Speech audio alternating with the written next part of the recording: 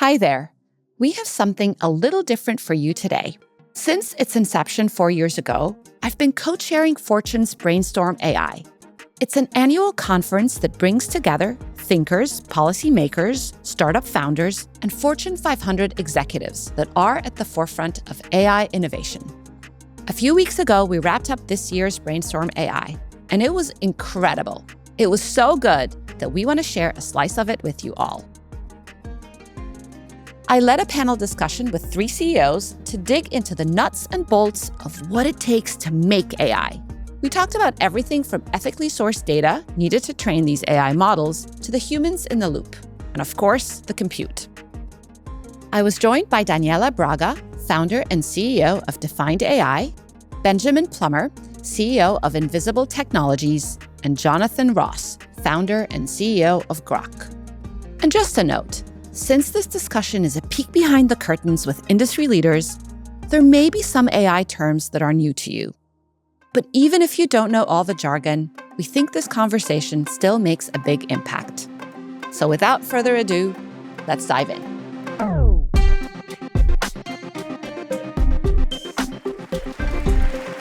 Hi, everyone. So good to see so many familiar faces again this year. Hello.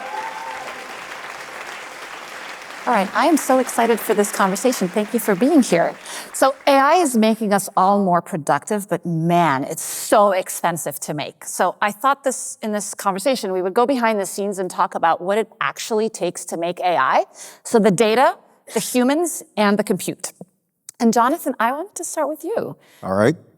People often think about Groq as a hardware company, but you actually insisted on not being on the chip panel at this event. You're more like a full stack solution, and more like NVIDIA actually. And I wanted to point to one particular data point. So Groq Cloud Platform is used by more than 650,000 developers to build a wide range of AI applications. So can you explain why this software-hardware combo is so important, especially in AI inference, which is what Groq focuses on? Well, most people don't know this, but AMD's GPUs are actually faster than NVIDIA's GPUs. I actually had a VP from NVIDIA brag to me about this fact and then said it's actually their software that gives them the advantage. So when we started Groq, we actually spent the first 6 months working on the compiler, and only after we were able to take programs and lower them into something that we thought we could build and run a chip with, did we start designing the chip. Yep. And so it was a massive advantage. Follow-on question. So you're often thought of as NVIDIA's challenger, and there's also a lot of new entrants in the space like Cerebras and Etched and Amazon. What is it going to take to win? Okay, so you never want to directly compete. So we like to say that we do inference and they do training. They would love to do inference too, but we do fast inference. And why is that important? Fast? Yeah, why is fast inference important? Does anyone here want slow AI? Please raise your hand. Okay. I see no hands. So just imagine if you were doing a Google search and it took 8, 10, 40 seconds to get an answer, right? That would be intolerable. And that's where we're at with AI today. So with us, we're about 20, 40 times faster than a GPU for these answers. It allows you to do a lot of the system 2 thinking and other stuff, improve the quality of results. But speed also results in increased engagement. So roughly every 100 milliseconds of speed up is about an 8% conversion rate increase on desktop and 30% on mobile. So it matters a lot. Amazing. Daniela, I want to come to you next. So we've known each other for many, many years. It's great that you're here. Earlier this year, you presented at the United Nations, and I want to share a quote from that conversation. The race for data without permission is only broadening cultural, language, and gender imbalances because internet content is just a reflection of our society full of biases and misinformation. Your company, Defined AI, is the largest marketplace of ethically sourced data and models. What does ethically sourced data mean and why is it so important? Thank you. I'm very proud of that and actually very excited to hear the presentation before on Pro-Rata AI, which is in line of our belief that just because data is public, it doesn't mean it's free. This is always what I've been saying, and now it comes to fruition. We created an ecosystem of a marketplace of training data that allows everyone to monetize their data. And we, as the brokers in that sense, we vet legally the data. We make sure we can trace it back to the consent of the participant level. We apply a price, we add all the machine learning readiness, and we sell it to a willing buyer that cares about brand reputation and not being sued by copyright infringement. But it's beyond that. We have to take care of, there's another area which is which as you also mentioned, if everything that is in the internet is biased by definition, it's mostly white male generated. It's English language generated mostly. We can never have, it just always augments the divide of our society if we don't bring biased data, purposely built and ethically sourced with everybody paid on the chain to the models. And finally, the part that is hidden and nobody likes to talk about is the humans in the loop component, which I guess it gets to you. Yep. Where a lot of this work is being done under what is called digital sweatshops, in exploitation of people in developing and third world countries, exposing them to very, very low-paid jobs and very harsh conditions, especially including in the content moderation world, including psychological harm. So those three pillars is how we built our world and our marketplace and how we've been I definitely want to come back to the digital sweatshop and the humans behind that in a second. But you know, I'm an investor now in AI companies, and you've actually been quite critical of the AI investment landscape. You've talked a lot about how billions and billions of dollars of funding are going in to fund the same people, the same ideas over and over again. And I mean, how do we get to this world where we are actually funding underrepresented humans, applications, problems? I did mention that too in that United Nations talk. It's pretty cool, by the way. I highly recommend it. Essentially, of course, this is a capitalist world, and venture capital is focused on making money, which, by the way, so far, very few AI companies make money. That's the other ironic part here. The reality is, if there must be an agreement, and this is why it was important to speak it at the United Nations level, where investors have tax breaks to incentivize them to look into other fields. The agriculture field itself has 1% of investment in relation to AI, and it's what sustains humanity. So everything is very unequal in our world. I think it's at the government level. It needs to be incentivized with money, which is what people understand. Yeah. Then let's talk about the humans in the loop. So you're the CEO of Invisible Tech, and it's probably one of the best kept secrets, I think, in the AI world. You're already profitable. You started off as a workflow automation company, but you actually also do a lot of work behind the scenes with OpenAI and Cohere. What do you actually do with an OpenAI? Give us an example. Yeah, so I'd categorize what we do in two broad areas. One, loosely defined as sort of evaluations and understanding how are these models performing, where are they strong, where are they weak, where are there gaps in their capabilities so that they have a much better understanding of how these models are performing in the real world. And then the second part of that is creating really high quality data that can be used to retrain those models and actually close those gaps. And you can understand that there's a really symbiotic relationship between those two things. And the faster you can crank that flywheel, the faster you can drive model performance and improvement. Now, you also recently, and I don't know if this is public or not, but you recently signed on NVIDIA. What are you doing with them, and shouldn't you then work with Groq? Yeah, look, we've over the last couple of years, worked with the majority of the frontier foundational model providers, and we've really specialized in the sort of leading edge of that frontier, the most complex work, the most sort of intricate training of those models. And so any company looking to build a world-class foundational model is either a client or a potential client. Given this is so exploratory in terms of trying different techniques and still very much in the R&D phase, a lot of that is co-creating new capabilities. We're working with researchers, understanding their goals and building evaluation suites or building data that they can use to actually close the gaps in model performance. I'll come to audience questions soon, so tee up your questions, please.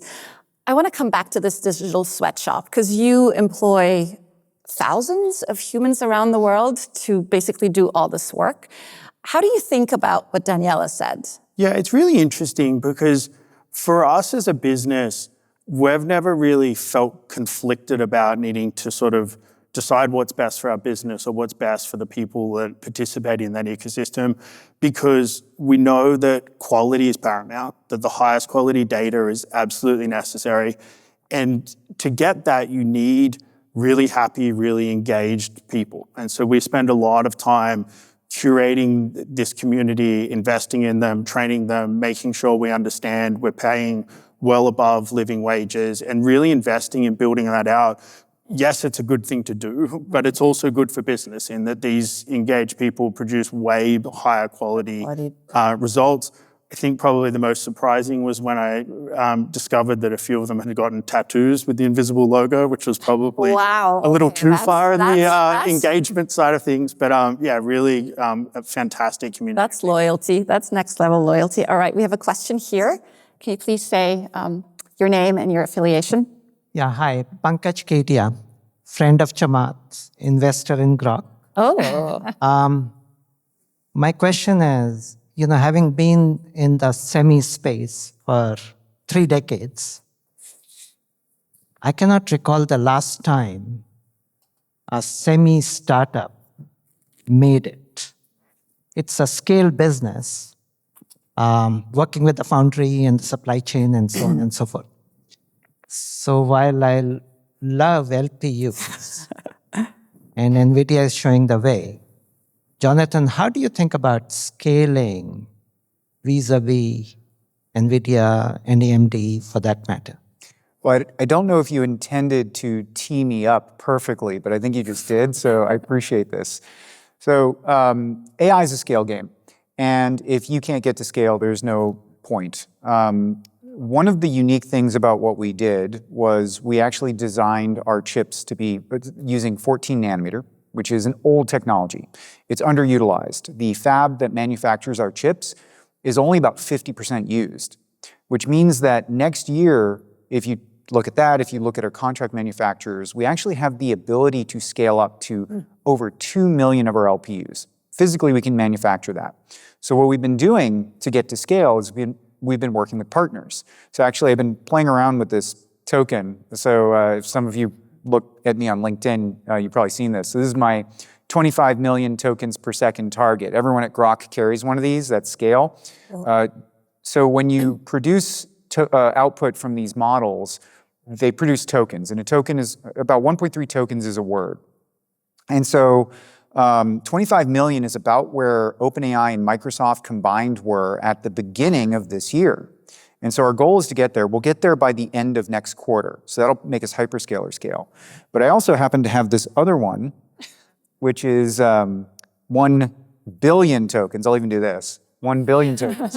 And so this is with Aramco Digital, and we're working together to do this. If we do that, that'll be more than all of the other cloud providers combined. And we partnered with them. They're covering our costs to deploy, and then we split the profits of that. And it's a very beneficial arrangement together because we're really the only ones who can get to that scale. NVIDIA has a lot of obligations with existing customers, and we can actually build as much compute as all of NVIDIA combined. Wow. I have to ask this follow-up question. You're very passionate about democratizing access to AI. Can you talk about how the scale will be a path to doing that? Yeah, because right now, if you want to get access to a GPU, you have to wait in line, and it's a long line. And it's not a very transparent line. You don't know how long you're going to wait. So right now, Groq gives away about 4 times as many tokens for free every day as GCP does. And we're a startup. And so our intention is to get to a point where we make enough money where we can give access away for free to everyone in the world. Just like you go, into any room here, you plug into an outlet and no one's going to be upset, right? They're not going to say you're stealing our electricity. Now, for those who are using a large amount of tokens, they will pay, but that'll cover the cost for everyone else. Amazing.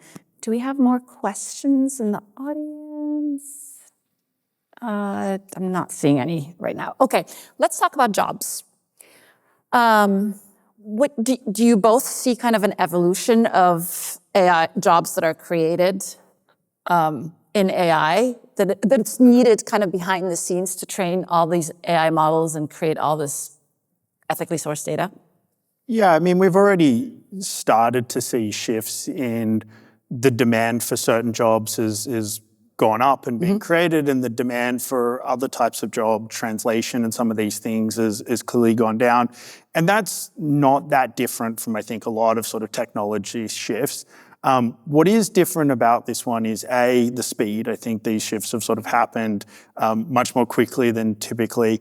And the second is this really unique attribute about AI and these technologies and their ability to democratize knowledge and skills and capabilities. And so you have people who might not have any technical knowledge can create a website and create these technologies. And so I think it's going to be really interesting to give these powerful tools to people and free them up to go back to inventing and creating new things and removing them from the sort of boring, mundane work that holds most people back. Okay. I'm just going to add 2 more. In the AI life cycle, more constrained and not more philosophically what AI is going to change. There's, I like, XAI calls them AI tutors, which is a glorified way, but really needed way of calling the humans in the loop in the fine-tuning process of the model. And the lawyers, the amount of legal with AI, it's a huge. Every company now has to either hire them on in-house or contract consultants. It's really huge. Okay, 1-word answers. What is it going to take for AI to be faster, smarter, impactful, and equitable? Just 1 word that comes to mind. If you have the answer, just say it. Humans. Humans, okay? Oof. Commitment. Commitment, love it. I think more equitable investment. Equitable investment, there we go. Thank you so much to our panelists. Great conversation.